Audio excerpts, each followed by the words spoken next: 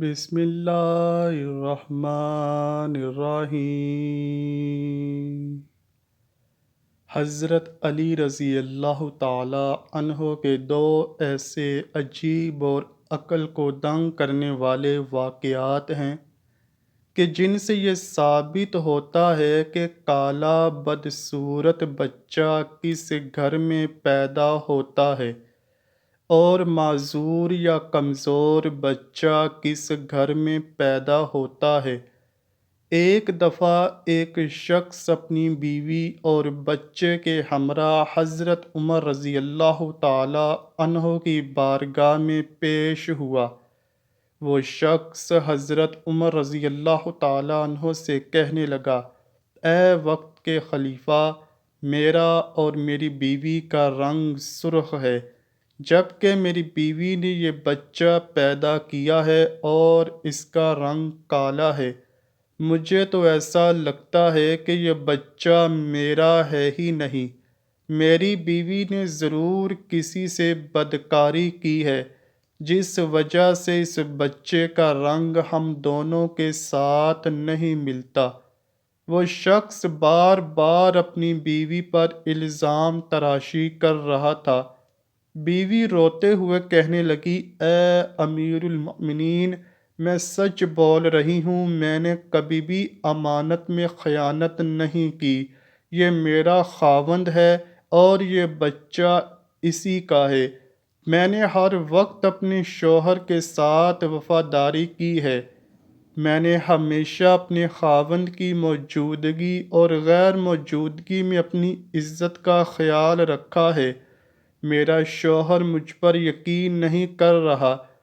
شوہر کہنے لگا، اے امیر المؤمنین، میری بیوی جھوٹ بول رہی ہے، یہ بچہ میرا نہیں، یہ بچہ کسی اور کا ہے۔ اگر یہ بچہ میرا ہوتا تو اس کا رنگ ہم دونوں جیسا ہی ہوتا۔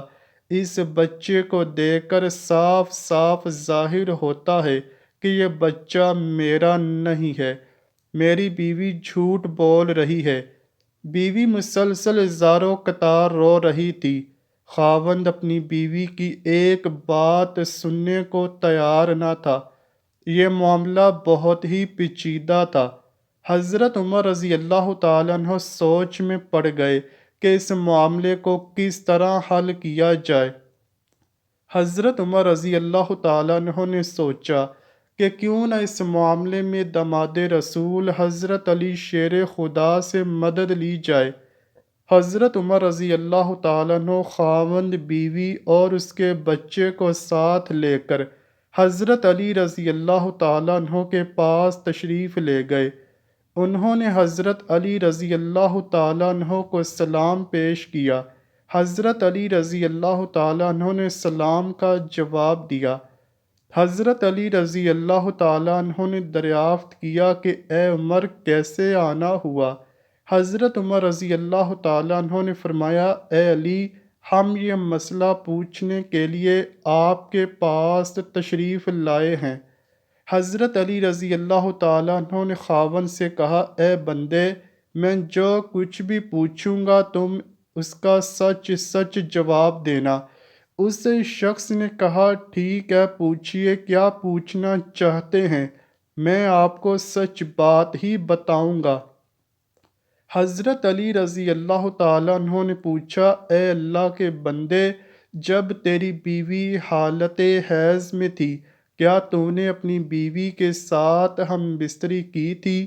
یہ سوال سن کر آدمی نے کچھ لمحات کے لیے خاموشی اختیار کی اور پھر کہنے لگا، ہاں، یہ بات سچ ہے کہ میری بیوی حالت حیض میں تھی تو میں نے اپنی بیوی کے ساتھ ہم بستری کی ہے۔ حضرت علی رضی اللہ تعالیٰ عنہ فرمانے لگے، اے بندے، یہ بچہ تمہارا ہی ہے، بلا وجہ اپنی بیوی پر الزام تراشی نہ کرو۔ جب تو نے بیوی کے ساتھ حیض کے دنوں میں ہم بستری کی تو تیرا نطفہ تمہاری بیوی کے سیاہ خون کے ساتھ مل گیا، جس وجہ سے بچے کا رنگ سیاہ ہو گیا۔ اگر تم بیوی کے ساتھ حالت حیض کے دنوں میں ہم بستری کرو گے تو بچے کالے اور بدصورت ہی پیدا ہوں گے۔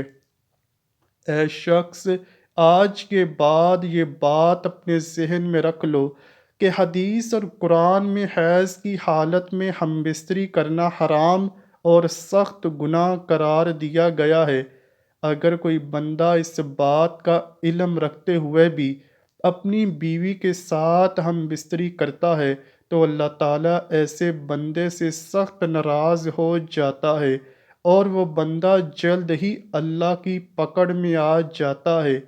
اب ہم آپ کو بتاتے ہیں کہ معذور اور کمزور بچے کن گھروں میں جنم لیتے ہیں۔ مدینہ منورہ کا واقعہ ہے کہ ایک خوبصورت اور جوان لڑکی کی شادی ایک بوڑھے آدمی سے ہو گئی۔ شادی کی پہلی ہی رات میاں بیوی نے ہم بستری کی۔ اتفاقاً شوہر کا اسی رات وصال ہو گیا۔ دلہن حاملہ ہو چکی تھی۔ جب بیوی نے بچے کو جنم دیا تو لوگوں نے اس لڑکی پر طرح طرح کے الزام لگانا شروع کر دیے کہ اس کا میاں تو پہلی ہی رات انتقال کر چکا تھا۔ اس لڑکی نے جس بچے کو جنم دیا ہے وہ بچہ ضرور حرام کا ہے، اس کے خاوند کا نہیں، کیونکہ وہ تو پہلی ہی رات مر چکا تھا۔ پھر یہ بچہ کیسے پیدا ہو گیا؟ اس بوڑھے کی یہ دوسری شادی تھی۔ اس بوڑھے کا پہلی بیوی سے ایک لڑکا تھا۔ اس لڑکے نے اپنی سوتیلی ماں پر الزام لگانا شروع کر دیا۔ وہ کہنے لگا، اس عورت نے کسی کے ساتھ زنا کیا ہے، یہ بچہ میرے باپ کا نہیں، یہ بچہ حرام کی اولاد ہے۔ اس الزام میں پیش پیش سوتیلا بیٹا تھا، کیونکہ وہ چاہتا تھا کہ کسی طرح دنیا والے یہ مان لیں کہ یہ بچہ میرے والد کا نہیں ہے، بلکہ اس عورت کی حرام کاری کا نتیجہ ہے، تاکہ والد کی ساری وراثت کا حقدار میں ہی ٹھہروں، کہیں یہ بچہ میرے برابر کا شریک نہ ہو جائے۔ اس وجہ سے بوڑھے کے بڑے بیٹے نے اپنی سوتیلی ماں پر الزام تراشی کی کہ میرا باپ تو شادی کی پہلی ہی رات مر گیا تھا، تو یہ بچہ کہاں سے آ گیا؟ دیکھتے ہی دیکھتے وہ بچہ 4 سال کا ہو گیا اور چلتا چلتا یہ معاملہ بھی قاضی کی بارگاہ میں پہنچ گیا۔ بوڑھے کے بڑے بیٹے نے قاضی سے کہا کہ اے قاضی محترم، میرا باپ تو شادی کی پہلی رات ہی مر گیا تھا، یہ بچہ میرے باپ کا نہیں ہے۔ اس عورت سے پوچھا جائے کہ یہ بچہ کس کا ہے، میں اس بچے کو اپنا بھائی ماننے کو تیار نہیں ہوں۔ سوتیلا بیٹا کچھ گواہوں کو بھی اپنے ساتھ لے کر آیا تھا۔ گواہوں نے بھی یہی گواہی دی کہ اس کا باپ تو پہلی رات ہی مر گیا تھا، یہ بچہ اس کا بھائی نہیں ہے۔ یہ باتیں سن کر قاضی کو یقین ہو گیا کہ یہ بچہ عورت کی بد چلنی کا نتیجہ ہے۔ چنانچہ قاضی صاحب فیصلہ کرنے ہی والے تھے کہ حضرت مولا علی رضی اللہ تعالیٰ عنہ عدالت میں تشریف فرما ہوئے۔ جب حضرت مولا علی رضی اللہ تعالیٰ عنہ نے یہ سارا قصہ سنا تو حضرت علی رضی اللہ تعالیٰ عنہ نے بڑے بیٹے سے سوال کیا، اے بچے، یہ دونوں میاں بیوی کتنا عرصہ اکٹھے رہے تھے، اور جس بچے کو تم اپنا بھائی ماننے کو تیار نہیں ہو وہ بچہ کہاں ہے؟ بڑے لڑکے نے جواب دیا، اے علی، وہ بچہ اس وقت ہمارے پاس نہیں۔ حضرت مولا علی رضی اللہ تعالیٰ عنہ نے کہا کہ تم کل اس بچے کو اپنے ہمراہ یہاں لانا، کل انشاءاللہ تمہارا فیصلہ ہو جائے گا۔ اگلے دن وہ لڑکا اپنے سوتیلے بھائی کو ساتھ لے کر آیا اور کہنے لگا، اے مولا علی، یہی وہ بچہ ہے جس کو میں اپنا بھائی تسلیم نہیں کرتا ہوں۔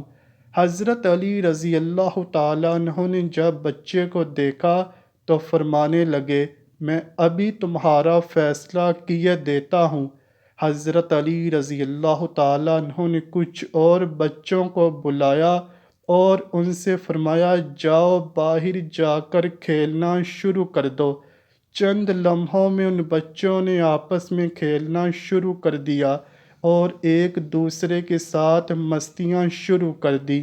حضرت علی رضی اللہ تعالیٰ عنہ بچوں کو کھیلتے ہوئے بڑے غور سے دیکھ رہے تھے۔ کچھ دیر کے بعد حضرت مولا علی رضی اللہ تعالیٰ عنہ نے بچوں کو بلایا اور فرمانے لگے، سب بچے ایک جگہ پر بیٹھ جاؤ۔ سب بچے حضرت علی رضی اللہ تعالیٰ عنہ کا حکم سن کر بیٹھ گئے۔ اس کے بعد حضرت علی رضی اللہ تعالیٰ عنہ نے سب بچوں کو ایک ساتھ کھڑے ہونے کا حکم دیا تو سب بچے ایک ساتھ کھڑے ہو گئے۔ حضرت مولا علی رضی اللہ تعالیٰ عنہ ان بچوں کو بڑے غور سے دیکھ رہے تھے۔ انہوں نے دیکھا کہ یہ سب بچے بڑی آسانی کے ساتھ کھیل رہے ہیں، بیٹھ رہے ہیں اور کھڑے بھی ہو رہے ہیں۔ ان کو کھیلنے، بیٹھنے، اٹھنے میں کوئی دقت نہیں ہو رہی، جبکہ جس بچے پر الزام لگایا جا رہا ہے اس بچے کو بیٹھنے اور اٹھنے میں کافی وقت لگتا ہے۔ آپ رضی اللہ تعالیٰ عنہ نے فیصلہ یہ سنایا کہ یہ بچہ اسی بوڑھے شخص کا ہے، کیونکہ اس بچے میں کچھ کمزوریاں ہیں، جس کو دیکھ کر یہ ظاہر ہوتا ہے کہ یہ بوڑھے باپ کا ہی بچہ ہے۔ باقی سب بچوں کو کسی قسم کی دقت نہیں، وہ بآسانی سے چلتے پھرتے اور کھیلتے ہوئے نظر آ رہے ہیں، کیونکہ ان میں کوئی کمزوری نہیں ہے، کیونکہ وہ جوان باپ کی اولاد ہیں۔